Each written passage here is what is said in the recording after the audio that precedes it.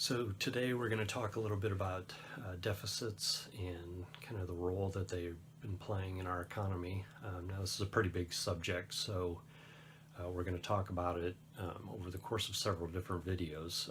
This video we're simply going to look at the theory of deficit spending itself and why it's not working. Now the general theory on deficit spending is that if the government borrows a bunch of money and spends it in the economy, that will increase demand, and when businesses see that increase in demand, that they will automatically invest in the economy. They'll hire more workers or buy new equipment for the workers, or maybe hire or purchase some additional training or something, all in an effort to handle that increase in demand. Now, this is one of those ideas where it kind of sounds good in theory, but when you think about it from a more practical perspective, you realize that it has absolutely no chance of working. To see why I say that, we just need to consider the perspective of an individual business owner who's thinking about investing in the economy. And let's say that I'm an individual business owner and I'm thinking about hiring some new employees. Well, all of a sudden the government comes along and says, hold on everybody, the economy is so bad, we're going to try to stimulate it. Well, if I'm an individual business owner, the last thing in the world I want to hear is how bad the economy is. That's certainly not going to make me want to invest in it. So strike one against deficits is that they just simply send the wrong message to businesses. They scare businesses into thinking the economy's bad, and if the economy's bad, people aren't going to want to invest in the economy. So that, like I said, that's strike one. Strike two comes, let's say I'm an individual business owner again, thinking about investing in the economy. Let's say the government runs its stimulus program, and let's say that the demand did in fact pick up for me.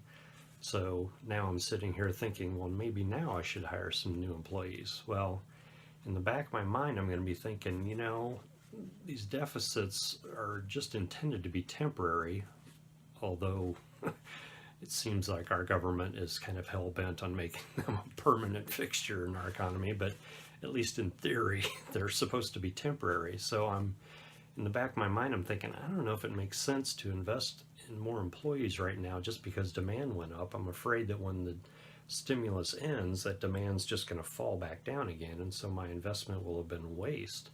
So instead of investing in the economy, I'm going to sit back and wait and see how the deficit program plays out before I decide to invest in it. So that's strike two. Strike three is probably the most important at all, and you just need to remember what we've talked about like a million times so far. For the last 40 years, every business leader in this country has been taught to believe that their main goal is to maximize profits. So if you're a business owner and you see demand pick up in your business, that means your revenue is going to go up, which that's good. That's what you want.